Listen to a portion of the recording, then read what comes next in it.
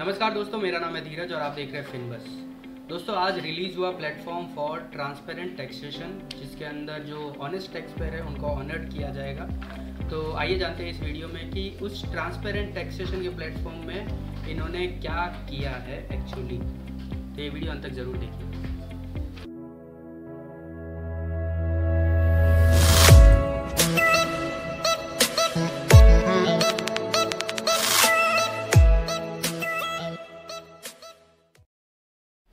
तो दोस्तों, platform for transparent taxation, इसके अंदर 5 मेजर पॉइंट पे उन्होंने बात की। सबसे पहले फेसलेस असेसमेंट, दूसरा फेसलेस अपील्स, तीसरा टैक्स पेयर चार्टर और चौथा एसएफटी ट्रांजैक्शन जो होते हैं उन्होंने उनका स्कोप बढ़ाया, मतलब और कई सारे ट्रांजैक्शन रिपोर्टिंग के दायरे में वो लाए हैं। और पांचवी चीज़ उन्होंने कुछ और 3 कैटेगरी की बात की है जिनको कंपलसरी आईटीआर फाइलिंग करना होगा। सबसे पहले फेसलेस असेसमेंट और फेसलेस अपील की बात कर रहे हैं। इसके अंदर क्या होगा, आपका जो भी कोई असेसमेंट ऑर्डर होगा वो इलेक्ट्रॉनिकली आ जाएगा और उसके अंदर आपका कौन ऑफिसर ये हैंडल कर रहा है आपको पता भी नहीं होगा, सारी चीज़ें इलेक्ट्रॉनिकली होगी।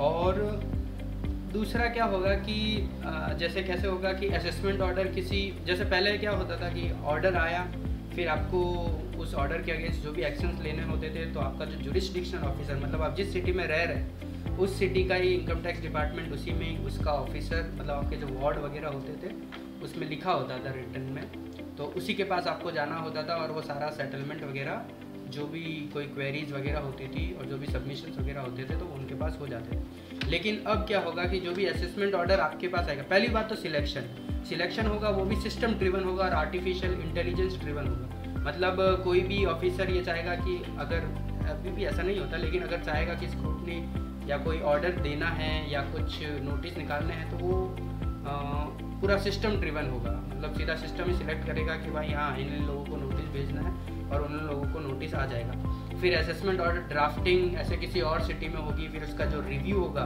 वो किसी और सिटी में होगा और तीसरा जो फाइनलाइजेशन होगा वो किसी और सिटी में होगा।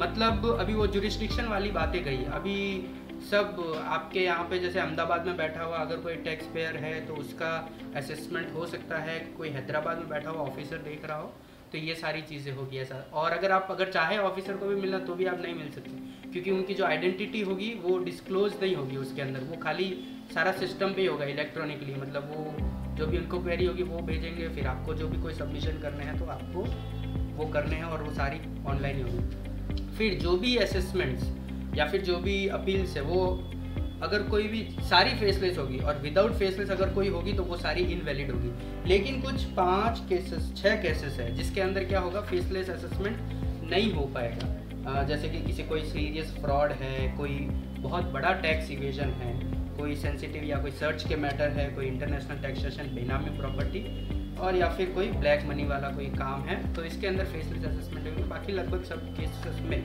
फेसलेस असेसमेंट होगी। फिर बात करते हैं टैक्स पेयर चार्टर की। टैक्स पेयर चार्टर में क्या होगा कि भाई इनकम टैक्स कमिटेड है कि मैं एक अच्छा मैकेनिज्म बनाऊंगा कि जो भी प्रॉब्लम होगी वो सॉल्व करेंगे, एक्यूरेट इन्फॉर्मेशन वगैरह देंगे, ये सब कुछ। लेकिन बदले में टैक्स पेयर को ऑनेस्टली टैक्स भरना होगा, जो भी कोई अगर कुछ जवाब मांगा जाए तो उसमें रिस्पॉन्ड करना होगा वगैरह वगैरह, ये सारी जो भी अच्छी बातें होगी वो सब। फिर बाद में एसएफटी ट्रांजैक्शन, देखिए ये मेन है। अभी इसमें क्या स्कोप उन्होंने बढ़ा दिया। एसएफटी क्या है, 31 मई तक एक और दूसरा फॉर्म होता है इनकम टैक्स रिटर्न के अलावा जो अपने को भरना होता है। मतलब 2 होते हैं, 61A 61B। 61B financial institution भरते हैं, 61A और कोई दूसरे होते हैं वो भरते हैं जिनको ये ट्रांजेक्शन लागू होते हैं। तो पहले से ही कई सारे ट्रांजेक्शन हैं जो अगर कोई उस ट्रांजेक्शन में इन्वॉल्व होता है तो उसको एसएफटी का फॉर्म वो भरना पड़ता है। एसएफटी का full form statement of financial transaction, और इसके अंदर अब इन्होंने और कौन से ट्रांजैक्शन शामिल कर दिए हैं। जैसे कि अगर आप स्कूल फीस भर रहे हो तो उसके अंदर अगर 1 लाख रुपए से सालाना ज़्यादा अगर स्कूल फीस भरी आपने तो एसएफटी में उसकी रिपोर्टिंग होगी। तो आप ये देख लेना, ये सारी चीज़ें जो मैं बता रहा हूँ आगे अगर वो आप पे लागू होती है, उस ट्रांजैक्शन में अगर आप इन्वॉल्व हुए हो तो आपको एसएफटी का फॉर्म वो अलग से भरना होगा इनकम टैक्स रिटर्न के अलावा। तो सबसे पहला तो स्कूल फीस 1 लाख से ज़्यादा ईयरली, या फिर कोई डोनेशन दिया हो 1 लाख रुपये से ज़्यादा पूरे साल में। अगर इलेक्ट्रिसिटी बिल का पेमेंट है 1 लाख रुपए या उससे ज़्यादा पूरे साल में तो उसकी रिपोर्टिंग।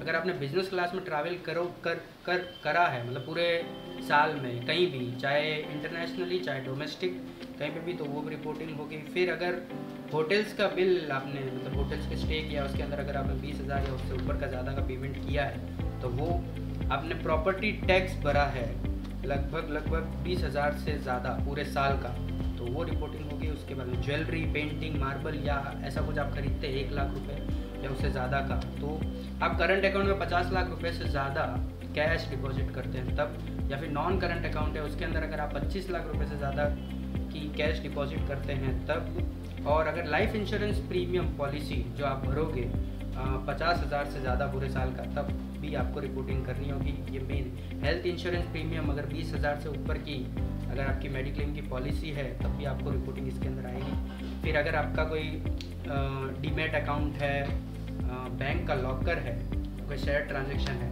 तब भी इसके अंदर रिपोर्टिंग आएगी। तो लगभग मेरे ख्याल से अभी ज़्यादातर इन जो टैक्स पेयर्स है वो SFT के अंदर आ जाएंगे, और SFT की रिपोर्टिंग उनको करनी होगी इनकम टैक्स रिटर्न के अलावा। और ये भी ध्यान रखना, अगर SFT का हम अगर रिपोर्टिंग नहीं करते हैं तो इसके अंदर पैनल प्रोविज़न भी है। पहले अगर समझ लीजिए आप भूल गए तो इसके अंदर आपको 30 दिन का टाइम दिया जाएगा नोटिस के द्वारा कि अगर हो सके तो भर दीजिए, और फिर भी नहीं भरते हो तो कुछ पेनल्टी है 500 रुपये पर डे समथिंग, और मैक्सिमम 10,000 ऐसे कुछ है लगभग पेनल्टी है। फिर इन्होंने 3 कैटेगरी वाले अगर ट्रांजेक्शन कुछ होते हैं, अगर आप उसमें इन्वॉल्व होते हो तो आपके लिए कंपलसरी ITR रिटर्न फाइल करना ज़रूरी होगा। सबसे पहला, अगर आप बैंक ट्रांजेक्शन करते हैं 30 लाख या उससे ऊपर का, 30 लाख से ऊपर का, और अगर आप कोई भी बिजनेस या प्रोफेशन में है जिसमें आपका टर्नओवर 50 लाख से ज़्यादा है, तब आपको ITR फाइलिंग करना कंपलसरी रहेगा।